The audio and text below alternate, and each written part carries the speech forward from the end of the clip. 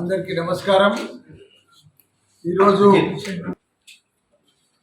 ఎలక్షన్లు అయిపోయినాక మొదటిసారి మీటింగ్ జరిగింది। అలాగే ఐటీసీ కంపెనీకి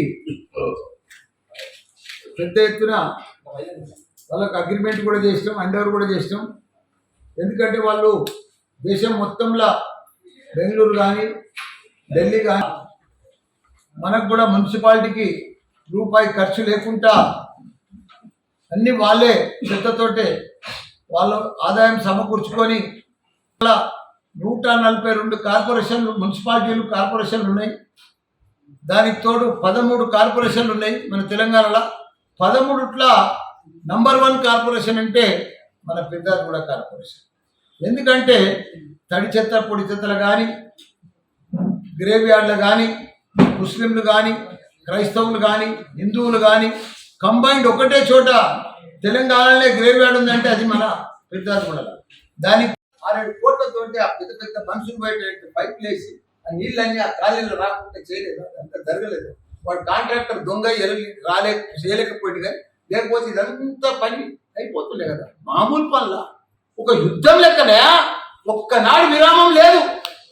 ఒక కార్పొరేటర్ కానీ ఒక కౌన్సిలర్ కానీ ఒక సర్పంచ్ కానీ రోజు పని పని పని పని, ఎన్ని ఇనాగ్రేషన్, ఎన్ని పనులు, ఎంత వీళ్ళేదో మాట్లాడుతున్నారు। అప్పుడే ప్రభుత్వం వచ్చింది, ప్రభుత్వం వచ్చినప్పుడు ఎట్లా చేయాలి? నువ్వు 6 గ్యారంటీలు ఎట్లా చేస్తావు చెయ్యి, తప్పలేదు। మేము కూడా సహకరిస్తాం గవర్నమెంట్కు, మేము కూడా పార్ట్ ఆఫ్ గవర్నమెంటే కదా। కానీ ఇంత దౌర్జన్యమేందా? వాది గురపడతాం, నీ అంతు చూస్తాం, నీ పని చూస్తాం, ఇదే నేను యాదగుండే ఇట్లా వాళ్ళు గెలిచిన లెక్క తిరుగుతున్నా ఓడిపోయినప్పుడు।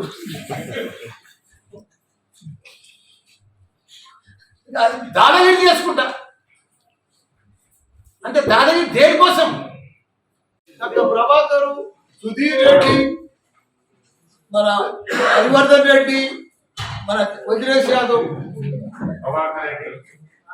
వీళ్ళంతా వచ్చారు కదా, వీళ్ళంతా వచ్చిరా లేదా? మరి ఎదుర్కొన్నామా లేదా? ఓడగొట్టడమా లేదా? చివరిగా ఒకటి, మీరు గెలిచినప్పుడే కాంగ్రెస్ లో కూడా కలవడానికి వెళ్ళారని వార్తలు వచ్చినాయి స్టార్టింగ్ లో, అది ఎంతవరకు నిజం సార్?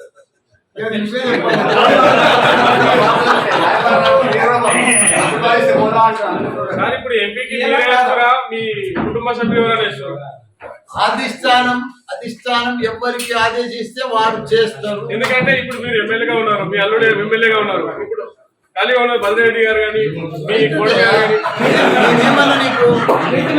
ఏం చెప్పినా అధిష్టానం ఎవరి పేరు చెప్తే వాళ్ళు, నా పేరు చెప్పింది అనుకో